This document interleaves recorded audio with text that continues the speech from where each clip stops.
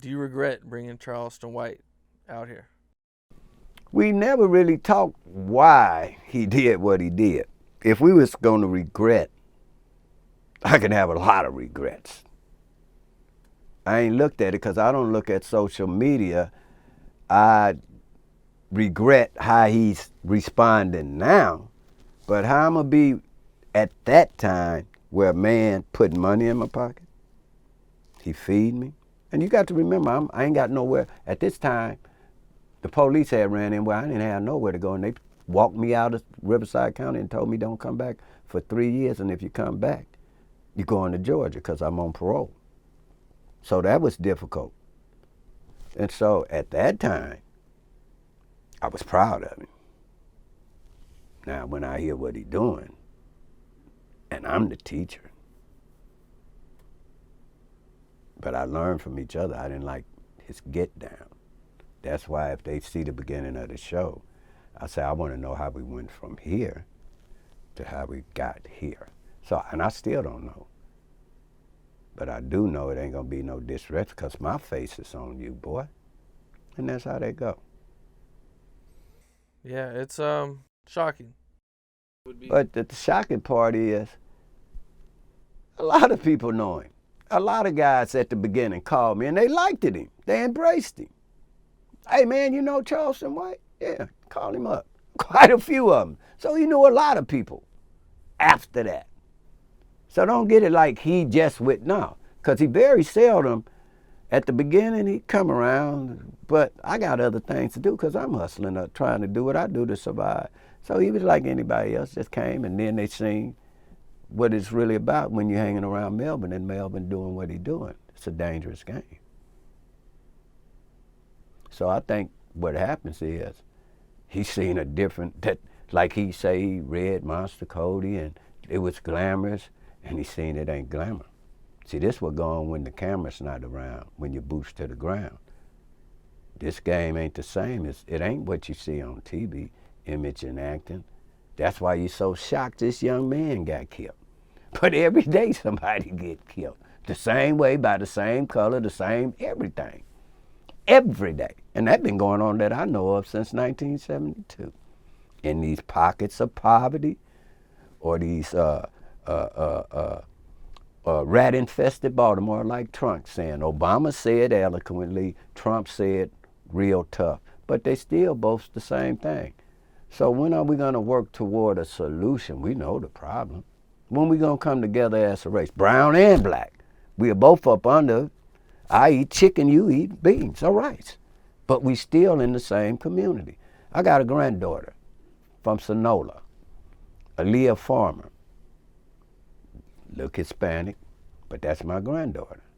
And she at USC. I got another one, Kiki's. She's a sophomore. So a lot of times you hear people say, particularly Charleston White, another one, we need two-parent homes. No, you need to listen and obey your parents and learn how to work for what you want. Say, my mama never told me, Melvin, don't do this. Don't do that. Because at 15, my daddy was hitting my mama, and I pulled a gun on him and put it up under his heart and said, if I ever hear my mama cry.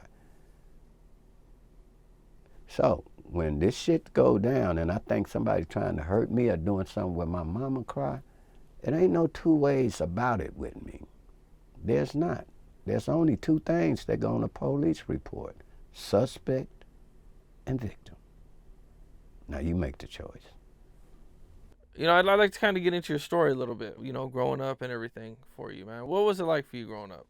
Well, I grew up playing sports year-round, football, baseball, basketball.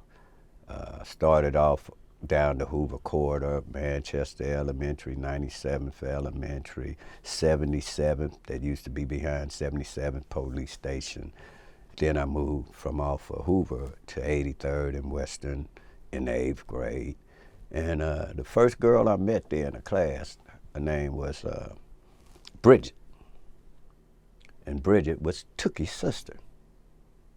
And we was going home and Tookie was there, and that's how I knew Tookie, Lil Wayne, Rusty Q, Mouse, uh, Ricky Keith Henderson. All these were cafe boys at Horace Mann. Then you had the Smacks, O'Neal Brown, Barefoot Pookie, Blue Boy, Warlock, and all these cats coming from Henry Clay, because on the west side, we were clicked up. So I started going up to St. Andrews Park, playing basketball, baseball, and football.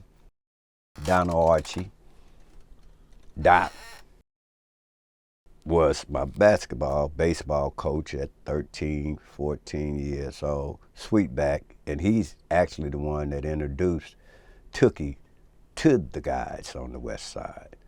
The Judson Baycott, Sam Cunningham, Ricardo Sims, Landry Clark, Buddha, Erskine, Big Bob, Judson Baycott, Barney Jones, Bernie Jones, Paul Shelley.